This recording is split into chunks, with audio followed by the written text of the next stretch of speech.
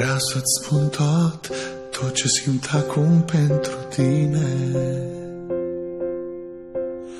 Emoții mă încearcă, n-am crezut că e așa de greu. Inima îmi bate, vorbește mai mult ca mine și stelele îmi șoptesc, mă îndeamnă să fiu eu.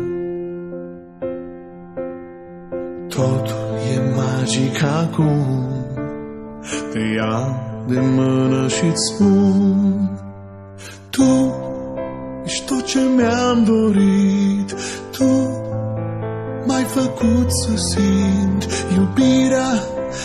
Acum o întâlnesc, la greu și la bine o să te iubesc. Ochii tăi zâmbesc, fericirea e aproape de mine. Când mă uit la ei, nopțile de vară sunt pline. Fluturi în stomac, aleargă fără încetare. Lumea asta toată azi e plină de culoare.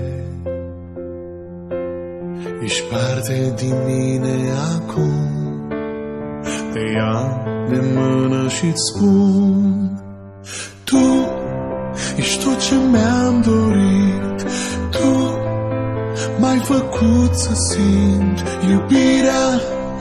Acum o întâlnesc, la greu și la bine o să te iubesc.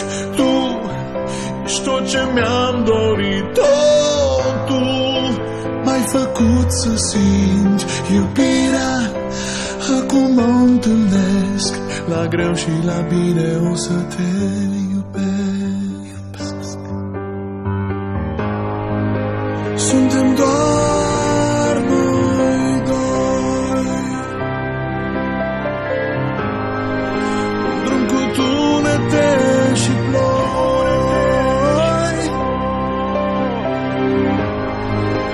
Visăm dincolo de nori, când totul dispare în jur, ne avem pe noi.